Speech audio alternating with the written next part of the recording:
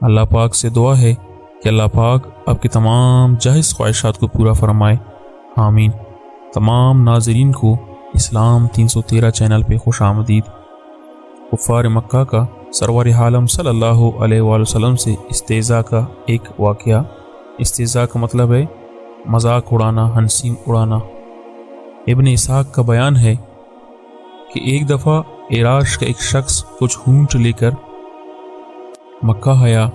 ابو جہل نے اس کے اونٹ خرید لیے، اور جب اس نے قیمت طلب کی تو ٹال مٹول کرنے لگا۔ عراشی نے تنگ آ کر ایک روز حرم مکہ قریش کے سرداروں کو جاگ پکڑا اور مجمع عام میں فریاد شروع کر دی۔ دوسری طرف حرم کے ایک گوشے میں نبی صلی اللہ علیہ وآلہ وسلم تشریف فرماتے۔